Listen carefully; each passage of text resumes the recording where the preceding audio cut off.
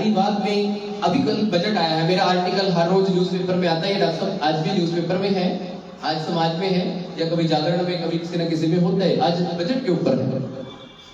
जब हम बजट की बात करते हैं तो बजट में कामकाजी महिलाओं की घर में किए हुए काम की कोई वैल्यू नहीं है, उसको जीडीपी में कभी जोड़ा नहीं जाता। अब मैं इसको एग्जांपल बताऊं, मैंने एक बुक में काम किया, एक महिला जो घर में काम करती है सुबह से लेकर शाम तक, सुबह उठना, गांव में तो महिलाएं भैंसों का काम भी करती हैं, उसके बाद सुबह नाश्ता बनाना, कम से कम 4 से 5 बार बर्तन धोना, दोपहर का, शाम का, उसके बाद रात का, झाड़ू पोछा करना, और उसके अलावा उपले, गोबर से उपले बनाना, वो काम भी करती हैं। कई बार तो महिलाएं आजकल पानी लेने के लिए, शायद तो पानी की व्यवस्था सारी जगह हो चुकी है, पानी और लकड़ी लाने का भी काम करते हैं। यदि हम इस पूरे काम की कॉस्ट काउंट करें, मैंने काउंट किया है, एक घरेलू कामकाजी महिला के एक महीने की काम की कॉस्ट 40,000 रुपए बनती है, और हम रिवॉर्ड क्या देते हैं? नमक कम था,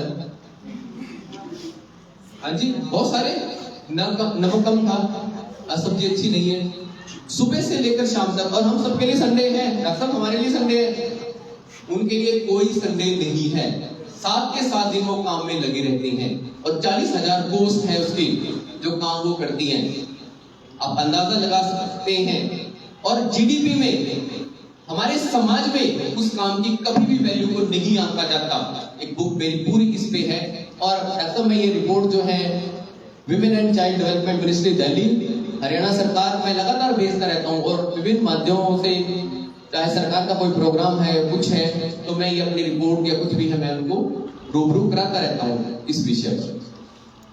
तो ये एक कामकाजी महिला जो हमारे गांव में रहती है, मैं भी गांव से हूं, तो उसके काम की जो कॉस्ट है वो मैंने आपको बताई कि किस प्रकार से ये महिलाओं की स्थिति है। और आप ये ना माने कि आपका इंडिया ही ऐसा है जहां पे महिलाओं का शोषण होता है। मैं आपके सामने कुछ आंकड़े रख देता हूं, अमेरिका और यूरोप के। अमेरिका एक ऐसा कंट्री है जहां पे 24% अपराध महिलाओं के खिलाफ होते हैं, 24% अपराध। इसके साथ साथ Latin American country, European country, उनके भी आंकड़े अलग हैं, कहीं पे 27% है, कहीं पे कुछ और है। इंडिया में यदि हम बात करें, महिलाओं के खिलाफ 35% अपराध महिलाओं के खिलाफ भारत में होते हैं। और वर्ल्ड रैंकिंग में यदि हम देखें, भारत का 190 में से 153वें नंबर पे हम महिला की रिस्पेक्ट करने में आते हैं। 190 देश, 193 देश यूएन के मेंबर हैं, बाकी जो यूएन के मेंबर नहीं है ऐसे भी हैं 5-6 कंट्री। तो 190 देशों में से हमारा नंबर 153वां है। अब आप अंदाजा लगा सकते हो कि महिलाओं की स्थिति भारत में क्या है। अब आ जाती है कानून की बात। एक्सप्लॉयटेशन है, इतिहास ने सम्मान नहीं दिया, समाज ने भी इतना सम्मान नहीं दिया।